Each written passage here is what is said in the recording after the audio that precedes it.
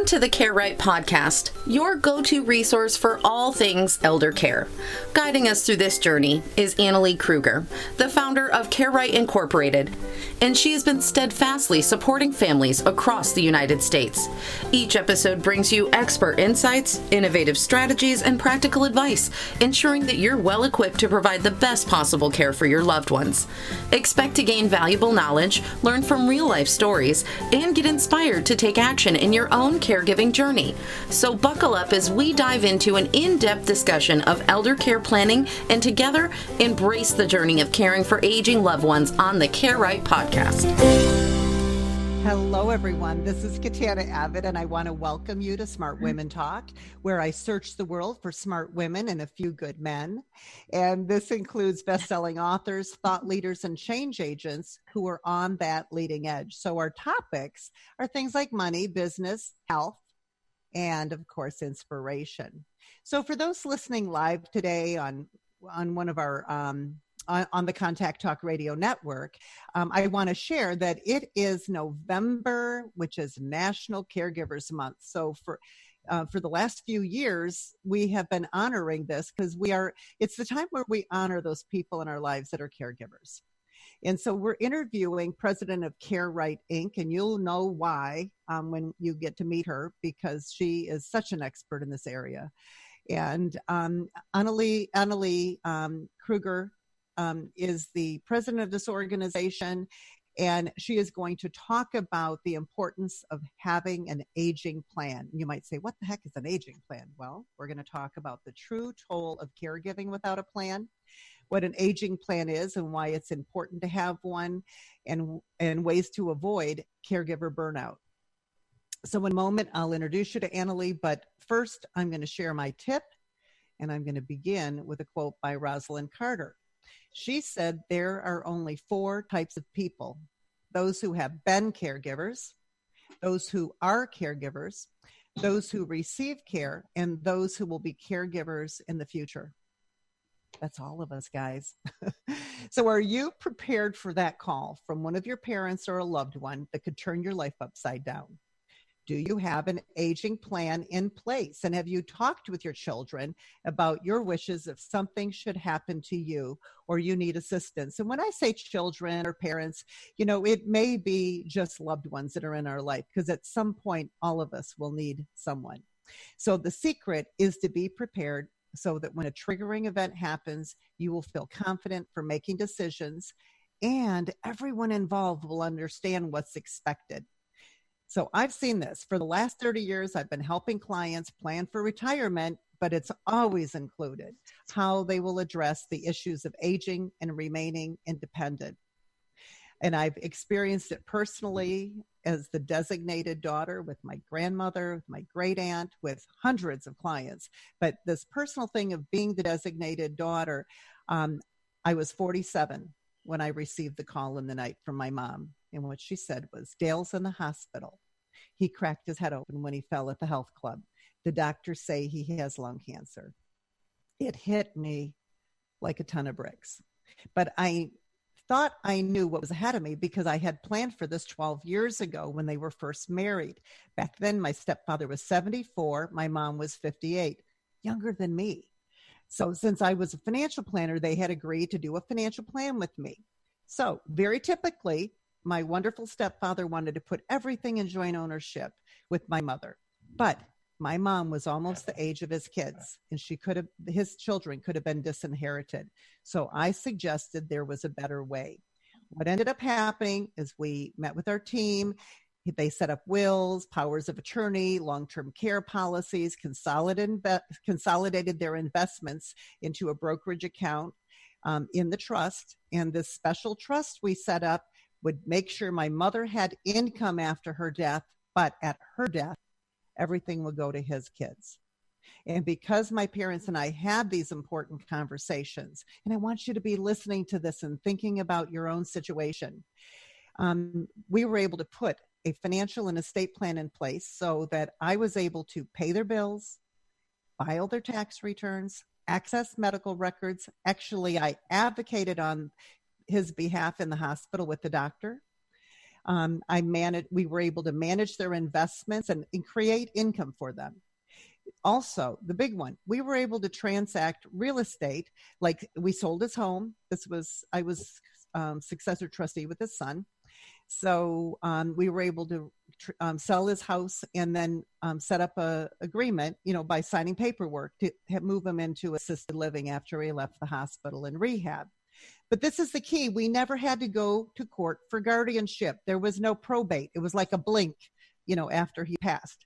And most importantly, we were able to focus on the quality of their life and the quality of their care during their end of life transition. Now, this just gives me goosebumps. So today, the key is planning and doing it as soon as possible when options are plentiful and affordable. So now I'm going to introduce you to Annalee, and she's going to share some of her wisdom and her strategies of how to avoid caregiver burnout and what you need to do to be prepared. So let me tell you a little bit about her. Annalee Kruger she worked as a social worker in the long-term care field for over 18 years. She had families coming to tour with her who were blindsided by medical crises every day. And often their loved one was in the hospital, like mine was, remember? And the family was told to go find a facility by noon tomorrow. That's exactly what happened to me, but I was able to advocate on his behalf. So nearly every family member had no idea what their loved one already had in place for a plan, what their resources or insurance was, if they had medical or financial directives in place, and they had no idea of what to look for and ask for about during that tour. So in 2011, Annalee built CareRight to help families across the country talk about what is in place, what's working well, what's not working well, and to develop an aging plan proactively. That's the key. But I do want to point out, if you have missed the boat and you're in a crisis, there's still a plan for you. So Annalee, welcome to Smart Women Talk. I'm so happy you could be here to celebrate National Caregivers Month. Thank you, Katana. I'm excited to be here too. And I just want to do a huge shout out for all of our family caregivers out there who have been at it, whether it's 4 hours that they've been a caregiver or 20 years. And I also want to do a quick shout out to all of our veterans as well, since we just had Veterans Day. Oh, that's wonderful. Thank you. Mm-hmm. Absolutely. So I shared my personal story. And then I know when we talked, we just realized we have so much in common. and the neat thing is that, I really focus on being proactive, and because I'm a financial planner, I want to work with people to prepare for all this, like I did for my folks. But quite often, like you said, most of the time people, we put it off. And so the event happens, but there's always a plan for people, and you know how to handle the caregiver stress, and because you're a social worker background, how to get through this and create a plan after the fact. So I'd love for you to share just briefly your personal story about. You had a experience. You told me about it, this accident, and you were prepared in how that helped you. Absolutely. Because it's not just for caregiving. It could be something happens to you in an accident. You don't have to be old. You were young when this happened. That's exactly right. And that's the point I want to get across to all of the listeners, is that you don't have to be old or a senior or, an elderly person to be putting these plans in place. I am a national speaker on aging issues. I had just come back from China at a speaking engagement. Then I was in Sheboygan, Wisconsin, working with some families because I came from the Milwaukee area. I built my business in Milwaukee. So I was in Sheboygan, Wisconsin. This is 4 days after my 40th birthday. And I came across this gentleman walking up the street, and it turns out his name was John. And I am from Iowa, and we are friendly folks there. And I said, "Hi, how are you?" And he gave me this whole long laundry list of all of his medical issues, which is sometimes what you can expect if you ask someone who's older how they are. And so I love that. I love that people are open and willing to share.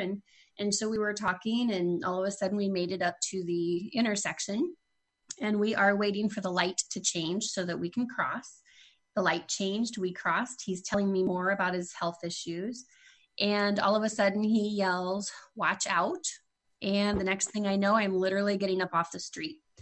And I get up and I'm thinking, what the heck just happened here? And then I look around and there's all this broken glass and broken reflectors on the street.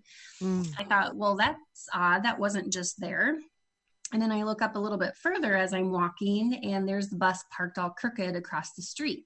So what happened is the bus driver was distracted by the 29 kids on the bus, and she blew through the intersection. So instead of stopping for the intersection, she was actually looking up in that little like rear view mirror that they have in the bus and yelling at the kids to sit down and be quiet. And she blew through the intersection, and she did not apply the brakes until she saw my face break the headlight of the school bus.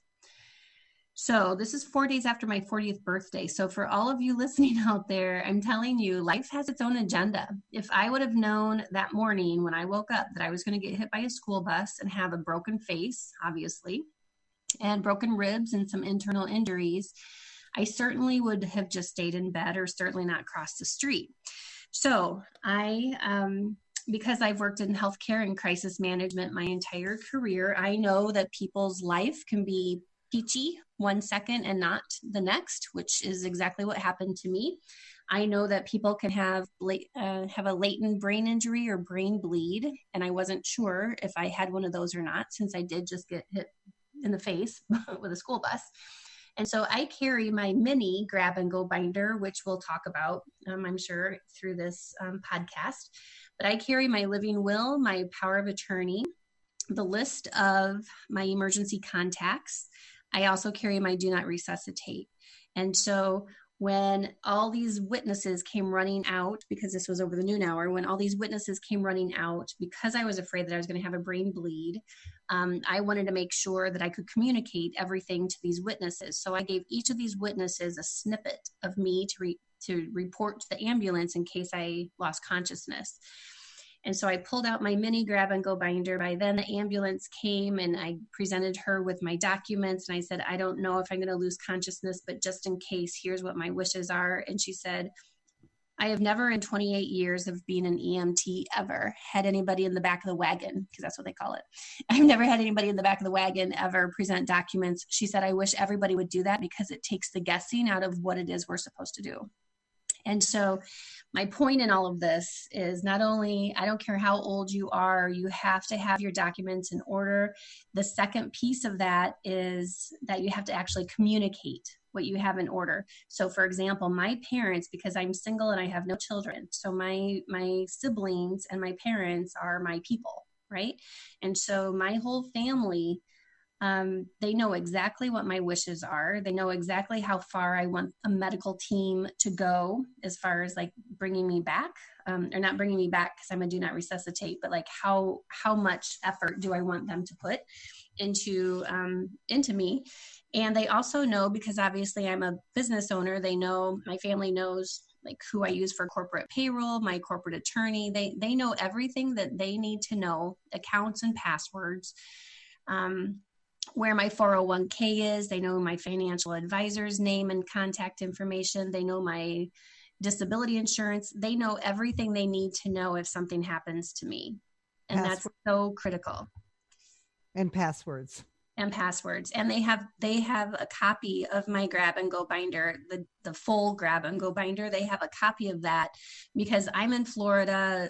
I have family in Iowa and family in Wisconsin. And certainly if there's a medical crisis, we need to make this as easy as possible for our families so that they can be at the hospital advocating for us versus scrambling, trying to find where all these documents are. Wow. Isn't that wonderful? Do we know what percentage of the population have something like this in place? That I don't know, but I can tell you not very many. And I don't think so. And the people who do think that they have their stuff in order, when I work with them on the grab and go binder project that I do with my clients, I always say dust off the documents that you probably got in place 10 or 15 years ago, and let's see if they still make sense. Are the people that you named still alive? Do they have dementia? Can they help make decisions for you? Do you still have a relationship with them? So I'm not an attorney, but they can simply just look at their documents and say, oh yeah, these reflect what I'm still wishing. So it's really important. And it's amazing. We get to something like the will. I don't know if people realize this. There's only one original will. Mm-hmm. And so if you can't find it, people are in trouble. You have to find the original. And so the one that you're given quite often is a copy. And like we just updated all our documents, and our attorney says the will is going to be in the will safe of the law firm. Mm-hmm. So then the law firm, I'm going to have to keep my eyes on it and make sure that, they don't get bought out or changed.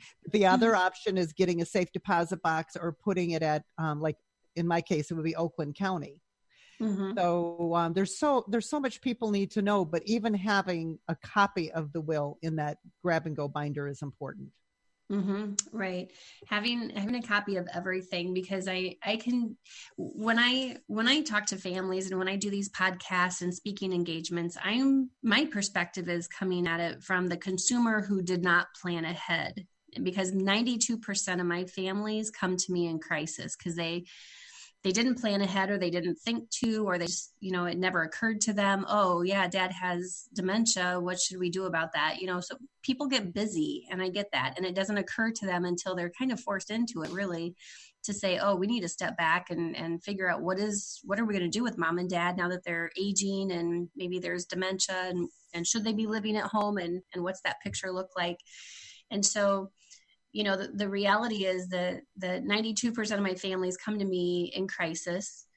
So for those of you who may not have put a plan together proactively, don't worry. There's still options and opportunities. It's just that obviously if you wait till there's a crisis, your options are going to be much more limited. And it's going to be much more expensive to figure out what your options are. So for example, if you have to hire an attorney to come out to the hospital to meet with your family, they're going to charge a lot of money if they have to do that on a weekend. And if you can just do this all proactively, you're going to save yourself a lot of time, money, and stress. The other thing to think about is, what do you have in place for care? When I meet with these families, these adult children, when I talk to them, or when they call, because they're the ones that call me, because they're the ones that are burned out, having to come to the rescue of mom and dad every time there's a medical crisis, I say, well, what do they already have in place? And they say, I don't know. We can't even talk to them about that. Every time we try, we get so much pushback from them that we just stop trying, or they just don't know how to have these conversations. It's not like this is typical, dinner conversations. It's usually about the Packers and the Bears. So when I shared my story, that's totally atypical. Right. And my stepfather, I was just shocked that he was willing to have this conversation. He did this whole plan. I mean, he went above and beyond. He had former IRS agent, so he had everything all written out, and he welcomed this. And there was one day when I came to his house, and there was this bookshelf in the middle of his Florida room filled with papers. And I said, what's going on here? Why is this here? Oh, the paperwork's getting too much for me.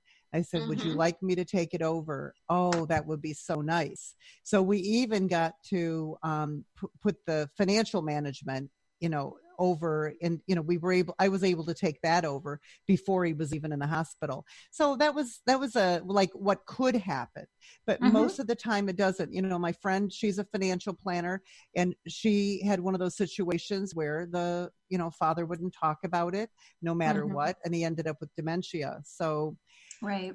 So that is the more of a typical story, is where the family doesn't want to talk about it. Well, and it's challenging. I mean, and it's kind of like an onion. I mean, there's so many different layers because, in my experience, it does not seem like, and I've been a social worker for 25 years. So when I first started as a social worker, working with families, putting an aging plan in place, I could easily go to Ethel and Marvin's house, and the kids could easily gather around the kitchen table because they lived down the block.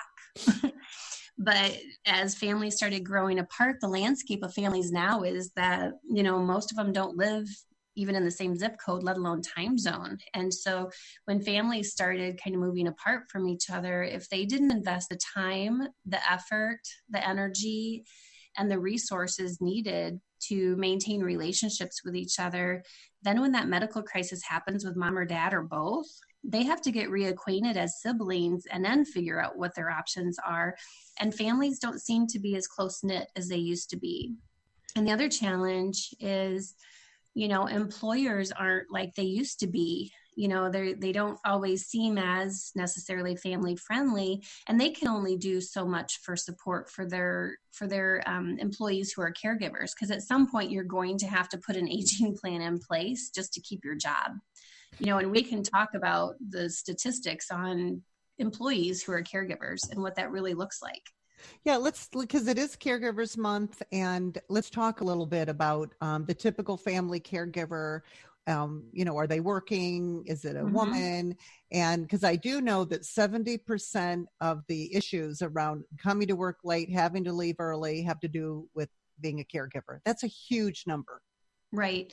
And I've got some information here from the Alzheimer's Association, as well as Genworth did a study in 2018 on just the toll of, the financial picture. Genworth it's called Genworth Beyond Dollars 2018. They did a caregiver study. 46% of family caregivers had to work fewer hours because the needs of their loved one exceeded what they were able to accomplish, after work. So 46% basically had to cut their hours with their employers, which obviously equates to less income. 35% of family caregivers have repeated work absences, because when they get that crisis call, what do? They have to leave work to go, or they miss work. 30%. This is why it's such an aging crisis we have out there that we need to address with these families. Is 30% of family caregivers missed career opportunities. They declined that job promotion because it's going to be that much more responsibility or travel. And then they can't have the availability that they need to take care of their aging parents. Some of my daughters, because it is primarily women who get the brunt of being a family caregiver for a lot of different reasons. But a lot of my daughters, when they call me, they're calling not only just for their mom or their dad, but they're calling because they are overseeing the care of up to 6 aging loved ones. Their parents, their in-laws, their step parents, because we live in the world of a lot of blended families now. And so they've got their parents, their step parents, their in-laws, and then sometimes that stray aunt or uncle who either outlived their kids or never got married. And they're like, hey, Sally's doing such a good job with all these other elderly loved ones. Let's just, let's put Beverly on that caseload too for this daughter. And I always say, this isn't Thanksgiving. There isn't always room for one more, because we know that one aging loved one can end up being a full-time job. The more care that they need, the more availability these families have to have if they don't have a plan together. From a financial perspective. Yeah, from a financial perspective, 48% of family caregivers reduce their own quality of life and their own quality of living because they have to pay for the care of their aging parent, or they've lost some of their income because they had to cut their hours. So it's a major, major financial toll out there on these families. Last night, just real quick, and can I add one other statistic to that? Because as a financial planner, this idea of retiring early, having to just get out of the workforce, I've seen so many people have to do that. Mm-hmm. And on average, the individual, let's say a woman, loses around $300,000 of and so it can be much bigger, because I know a couple executives who both retired to take care of 3 parents, one of them overseas, but they lose $300,000, and that comes in lost wages, but Social Security credits and pension credits, and then think of the contributions to retirement plans. And what you just said, the opportunities for promotion. So we know it could be way more, but with all the people in the United States, the average is 300,000. That's unbelievable. Well, and you're absolutely right. And that's, the statistics that I just kind of shared with you, those are just from Genworth. I can tell you just from doing this for a living that every single day I get about 3 crisis calls from families across the country. So last night I got a call from a gentleman, a son-in-law actually, from up in Massachusetts, and he called because he had heard me on a podcast, and he said, I want to learn more about these care options for my mother-in-law, and she has dementia. And when the mother-in-law came to live closer to her family, and his wife is an only child, so there's a whole element to that as well. So when the mother-in-law came to move closer to where her daughter lives, she was in such a bad way, health wise, that the doctors thought she was going to pass away. So she was actually on hospice. And that's what I tell families all the time is I can promise you, if you're not checking in on your parents, things are not going as well as you would like to think that they are. Denial is a great place to be until you can't be there anymore. And then the reality wakes you up and then you have to do something. So he called because his mother-in-law is alive and well. She's doing really great, which is great. But, obviously with dementia, she's physically healthy, but mentally she's very, very confused and needs 24-hour care. So she blew through $500,000 already last 5 years that she's lived near them. So she's depleted all the money that she had. And the family they've already shelled out $100,000 out of their own retirement. They had to dip into their own retirement to pay.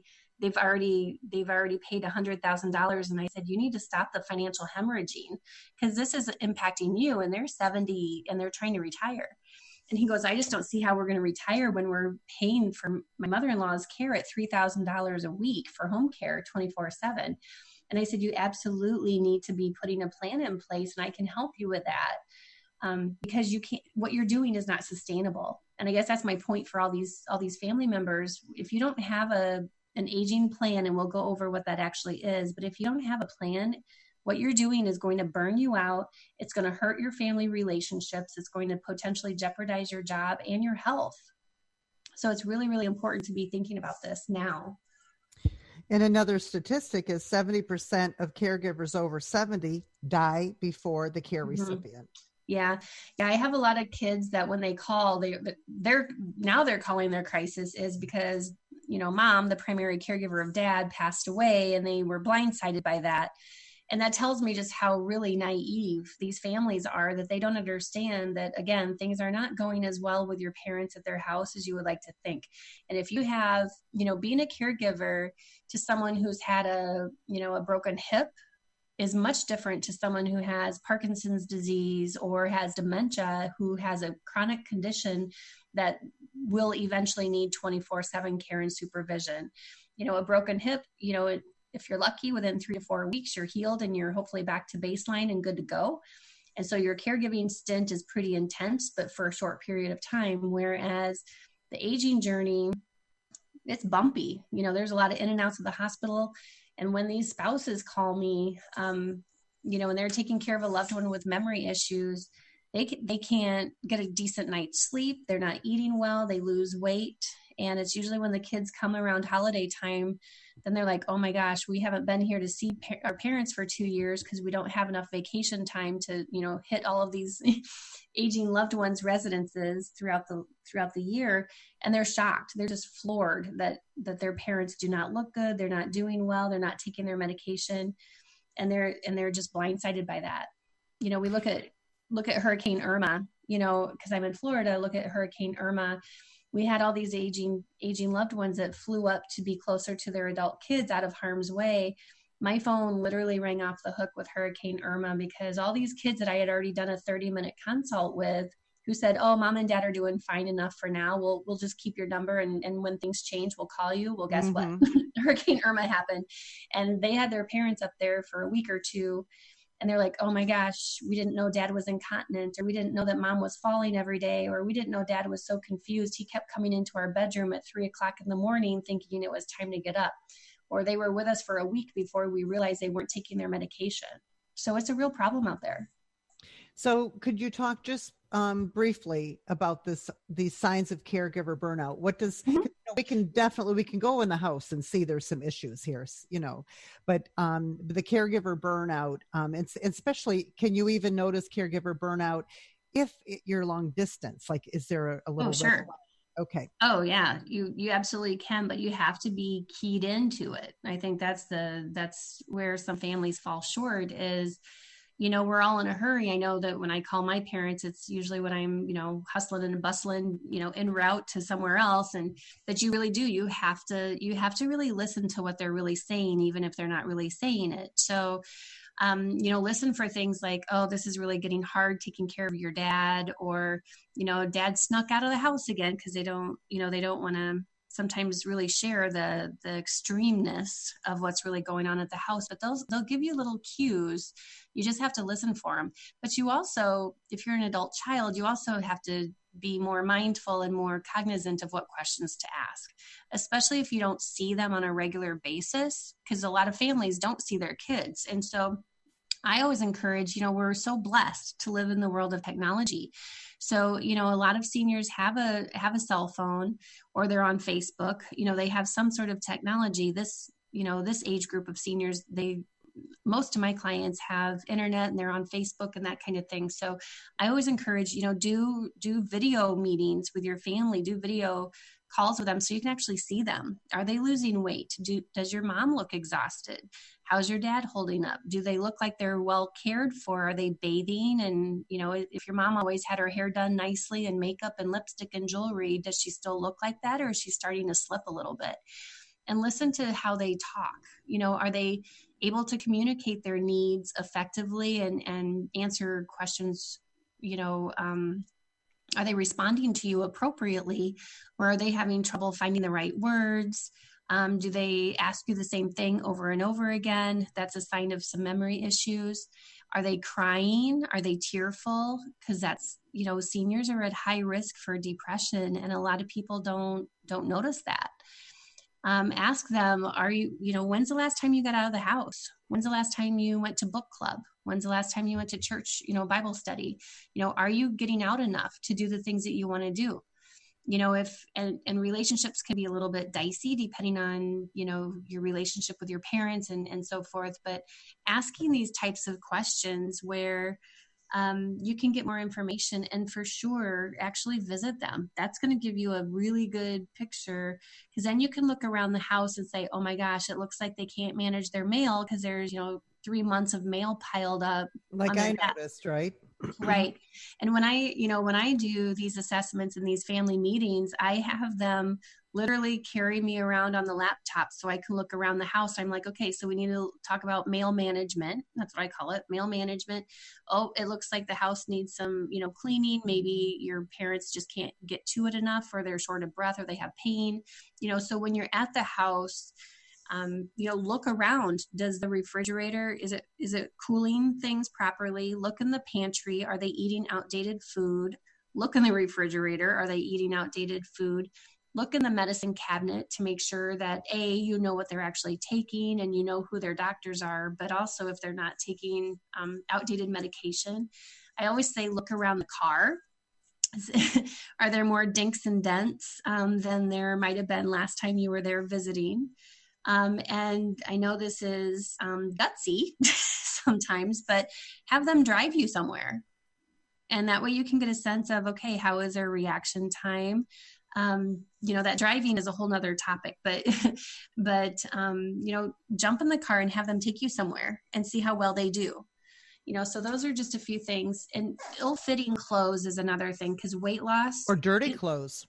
Not dirty the laundry. That's right. Dirty clothes. And when you go to the house, you're going to be able to, in 1 or 2 sniffs or smells, you're going to be able to know if there's some issues there or not. The bathroom and the kitchen are going to be your 2 most telling rooms, because if they're eating expired food, then obviously that's going to not do well with their stomach. So check out the kitchen, because that's going to be pretty telling. What are they actually eating? Are they eating food, or are they eating like cupcakes and potato chips because that's easier for them to eat?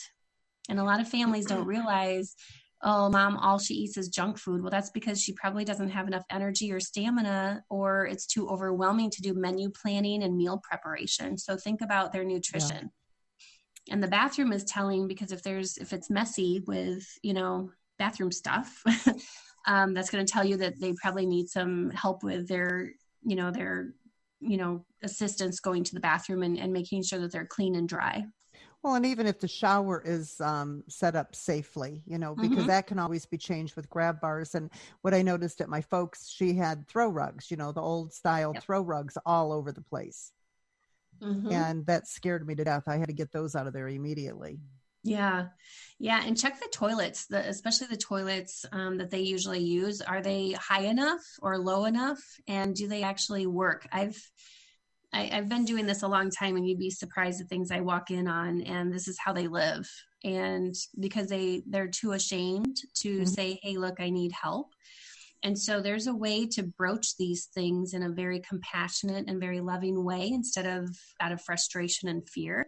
But there's ways to broach these conversations that will get you a lot further when you come at it from a point of love and compassion versus what the heck is going on in here? How can your house be so messy? And why aren't you taking a bath? If you approach it that way, you will get pushback. I can promise you that.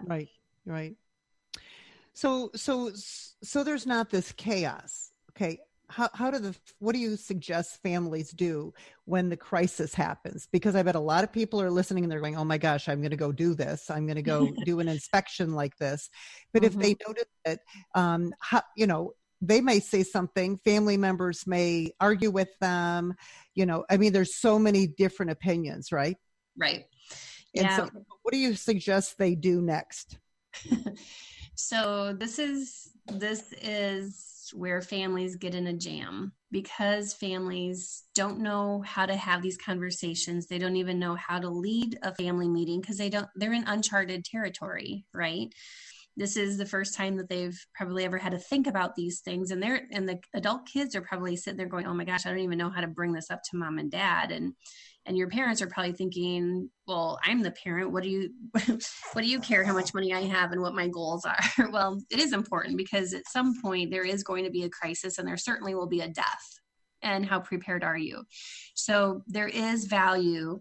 I can tell you there is value with a neutral, third-party trained person to lead the family meeting and say, what are your goals as you age? Is your goal to stay at home? And if so, what does that look like? How much money do you have? Because we know that at some point, if you need 24/7 care, that can be about $4,000 a week for 24/7 care for one caregiver. And if there's two of you and you both plan on staying home, you can do the math. So it's really important to know, where are they from a financial perspective? What do they already have in place for insurance? Is your dad or your loved one a veteran that maybe you can work on some aid and attendance benefits? Is there reverse mortgage as an option? So those are things that I discuss with my clients. Where are we from a financial picture? What are your goals as you age? If your goal is to age in place at home, then be mentally prepared to write out some major big checks every week for home care. There's advantages of staying home, obviously, because some people are just so adamant that they don't want to leave their house. Well, that's fine. But then you have to be willing to let all these different caregivers, 8 or 10 or 15 caregivers potentially come in, and it becomes a revolving door. And those are the complaints that my clients who did choose to stay at home, they don't like the turnover in their caregiver. They feel like they have to train the caregiver every time the caregiver comes. The caregiver doesn't always interact with them because they're on Facebook or YouTube, instead of interacting or providing that kind of service that they're supposed to be providing. And then what's the plan if that caregiver doesn't show up and the home care company can't find a replacement? Who's going to take care of you? So there's some considerations there, in the landscape also, And I'm sorry, but usually when they want to stay home, isn't there usually a designated daughter who gets it thrown on her or volunteers? Oh gosh. Yeah. That's the unpaid. Problem. That's the problem. Yeah. Her life, Yeah, it really does. One of the, because I just did some social media outreach, and one of the most common things that people Google is, how do I not kill my mother? Well, especially if the mother is not a good, loving mother, right. My mother didn't protect me when I was growing up. I found out there Mhm. was probably some mental illness there of some sort. But when she needed care, you know, I stepped right in. And then when I figured it out, because they put her on a drug, that all of a sudden she was like a different person. And it was like, Mhm. wow, all my life, you know. But how many women are thrown into this role of caring? Maybe it's a mean father, you know, that was Right. abusive to them. That's right. And what are So you going to do? Say, I'm not going to help you? There's so many issues here. that's why you call it an onion An because onion. it really is. Because, you know, when I'm meeting with these families, we're not writing out a grocery list, you know, so there's a lot of past hurts and anger and resentment that comes up in these family meetings for those very same things that you just shared. Well, he was a really crappy father. Why do I care what happens to him? You know, and so there's some families that they've set a very clear boundary that they don't want to be involved or engaged at all in any of this aging planning, and I have to respect that, you know. But then don't come back after the fact and say, well, I wasn't part of this. Right. Right. So, you know, so we talk about what is the aging plan, what are your goals, what are your resources, but really you can have goals and resources, but there's still that extra element of you have to make informed and smart decisions. So when people tell me, because again, I come at this from my experience of what families who didn't put a plan in place, what happens. There's a lot of family fallout, and it doesn't have to be that way. Aging does not have to tear families apart if we can work together as a team and make informed decisions. But you're right. There's, you know, everybody has their own idea of how inheritance should be spent. They have their own idea of what quality of life means for their parents. And it's really a matter of just sorting out these topics with a neutral third party person that can lead these meetings so that it doesn't end up being just a big family fight. Because that's what happens when families try to do these meetings sometimes on their own. There's too much emotional junk that gets brought up. This way, like when I do it or other people that probably do similar things, I lead it like a compassionate business meeting. Tell me how your family operates. What are your goals? Where does it make sense for you to live? If you live here in Florida, but all 6 of your kids live in 6 different states, where might it make sense for you to live? Because we know as you get older, you're not going to get healthier and more vibrant. Right? You're going to get more dependent and vulnerable, and you will need a care advocate, and you will need to be near someone that can, you know, oversee your care and be there to support you. So where does that make sense to move to? And so we look at different retirement communities based on what our clients can afford. And then we coach these families on what to look for and what to ask about during the tour. And really the goal is to have your loved one on the waiting list of 2 or 3 different communities so that if things change quickly, you're at least have a higher probability of being able to get in for care instead of, you know, winging it. Because the one thing consumers don't think about, and this is why it's so important to work with a trained family facilitator, because families sometimes think it's the Marriott. Oh, I want to go there Tuesday or Wednesday, and that's where I'm going to live. No, you have to financially qualify to get into these communities. You have to physically qualify, and you have to cognitively qualify. And what happens when people have said, well, I'm going to age in place at home and stay home until I can't stay anymore. Well, that's fine. But then you probably just bypassed assisted living level of care. And now the only thing you're going to qualify for is long-term care or nursing home. And that's a very different look and feel and price point. Absolutely. So let's take a moment right now, because I want to talk about you talked about home care and the costs there. Let's talk about the idea that there's this assisted living and then there is nursing home. And some facilities have independent living, like near us, we have Run. It's an Erickson facility. So they have the independent living, and a lot of professors go there and they have lectures, and it's very nice. And they still drive, but they have to give X amount of dollars, you know, like $500,000 to move in there, but then they promise to keep them. You know, then they move them to the next level of care, which could be more of assisted living, and then finally the skilled care. Because I do want to share something. My mother went to assisted living, like when I first got them into independent living, and I didn't realize that the long-term care insurance they had wouldn't even cover that. It would only cover it as home care, and they had a very small home care benefit. When they finally, they wouldn't do the medicine or help with dressing or going to the bathroom and all that. But when I got my mother to Sunrise Assisted Living, they have a memory care there, but she was pretty independent when she first got there. And because he had purchased long-term care insurance for her, she had like 60% of her long-term care benefit could go towards this assisted living. This was one of these really older policies. So it had percentages and that kind of thing.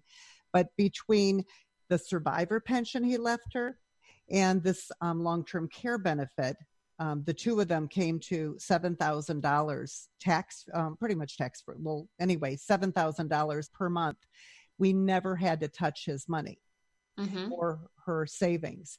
So can you talk a little bit about those three levels of care and how people end up paying for it and what your feeling is about the long-term care insurance? Because you can't buy it for the parents. It's too late.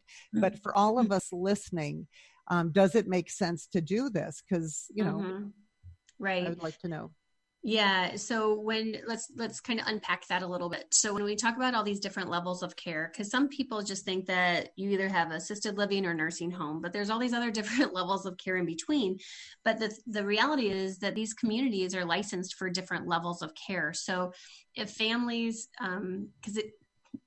again, families are calling me because they're in a crisis. They chose a facility and then now they're getting the notice that they have to discharge because now their loved one requires too much care for what that facility is licensed for, right? Because sometimes consumers just, you don't know what you don't know. And so you make decisions and then they're not always the most informed decisions. So when families think about continuing care retirement communities, there is it's called a community entrance fee.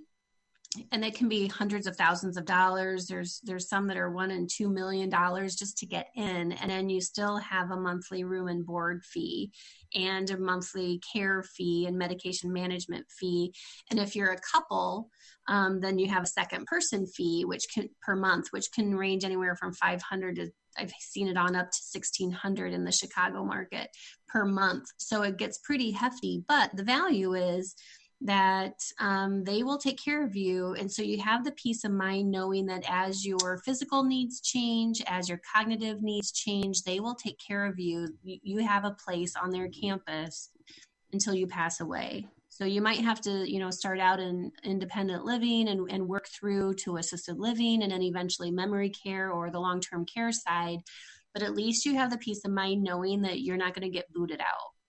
So that's one thing, but not everybody can afford that, right? And so when you think about most people's budgets, most people can't shell out, $1 million to have life care. So there's different kinds of options, and that's why we help families, look through those contracts and help you and work with your financial planner to say, okay, what makes the most sense here? Which kind of contract should you consider? But there's other communities that, like assisted living, there's some that are just month to month rentals like you would in an apartment. But when you run out of money or you exceed their licensed care level, you have to move out. And then where are you going to go? And so, if we fast forward to when you run out of money, if you don't want to run out of money, and that's why we're going to next talk about long-term care insurance. You don't want to run out of money because, obviously there's a lot of people who have run out of money, whether they didn't plan well or right after retirement, they had a major medical health issue and, they've depleted their funds through medical care. But the landscape of healthcare is that in long-term care, they've cut the capacity for Medicaid beds. So when I first started as a social worker 25 years ago, all beds were duly certified Medicare and Medicaid. But in the last 10, 15 years, because there's so many people that run out of money, they've decertified. So if you have a 100-bed facility, they may only offer 8 or 10 beds for Medicaid patients. And so that's why we end up with families that live 2 or 3 or 4 hours away in a nursing home, because that's where there was a Medicaid bed and you don't get much choice. You have to go where there's an opening. And if you don't have family checking in like on you, this, we have to call and find a bed, and right? Yep. For Medicaid, you have to find a bed. It's the most horrible thing. Yeah, So, and like I said, they usually don't have a lot of openings, and they don't even take waiting lists anymore, especially down here in the Florida market. They're like, we get Medicaid calls every day. We're just like, call back later. Well, they just don't have a bed, and that's why you see families driving 3 or 4 hours one way, and they can't see their loved one very often because now it's a hardship for them. So you have to plan ahead, not only from a family and a caregiving perspective, but from a financial perspective. Let's talk about long-term care insurance. And I just keep in mind, I don't sell it. I study it, but I don't sell it right now. So I can tell you though, from doing admissions and working in long-term care settings, you are going to be much more desirable if you have some sort of payment solution or financial solution to pay for care. Because we know that, a nursing home can run $12,000, $14,000 a month, depending on where you live. But you also, if you do have long-term care insurance or you're considering getting it, you want to make sure that you've got a policy or an affordable policy that will provide you as much coverage as long as possible. We know that we're living longer and that we are trying to be healthier as we age. And so, that's going to maybe push back your retirement because you're going to need more money to eventually pay for care. So I'm starting to see clients that even have like whole life policies. They don't have necessarily the long-term care insurance, but they have the life insurance with a long-term care rider. So we're starting to see that as well as an option. But I would strongly encourage anyone who is listening to this, really sit back and think, how much can you swing financially? If you ended up needing $4,000 a week in home care, how long would you be able to afford that and still not deplete your funds and end up in a nursing home, Medicaid nursing home? So like I said earlier on this podcast, you have to financially qualify to get into these communities, and you will be more desirable if you do have long-term care insurance. It's and I wanted to share something about that because I have done the insurance for 30 years. Mm-hmm. As a CFP, that was one of the most important things, is to make sure that I could help people protect what they had, especially in aging, and you can see how it worked. But the old policies were these: you pay, and if you don't use it, you lose it. That's what my mom had, and she used it. But the newer policies, I just talked to a woman who she's does a lot of stuff in caregiving, and it was interesting. We were doing a panel, and she said she just bought an annuity that has a long-term care rider. Yep. And the other thing you can do is you can buy life insurance now. I'm looking at one for someone. It's $1 million. It has $500,000 of chronic illness, which is even more broad than the definition for long-term care. So they can have that money there for heirs, for survivor income to the spouse. But if you need it for long-term care, you can actually access, in that case, $500,000 over a 4-year period, tax-free. And that if you don't need it, it actually something goes to the survivors, whoever you name as beneficiary. Right. So and that's what I have, and so you all know that 4 days after my 40th, I got hit by a school bus, but I'm 47 and I have planned myself based on my affluent clients. I basically just do a watered down version of what they do. And they all have like insurance and annuities and long-term care. I mean, they are just like layered up, and they have a really great financial planner as well. And so I just have, basically. And you know what I just noticed? What? We are out of time. I cannot believe this. I know, they go so fast, don't they? This has gone so quickly. I'm going to let everyone know here. Annalee and I have talked about it. We're going to do a webinar. If you're interested, either join smartwomen.com, go there and watch for an invitation, or email me at katana@katanaabbott.com. So, but Annalee, can you please give out your how they can contact you? Sure. So my phone number, you can call me directly, is 239-770-6322.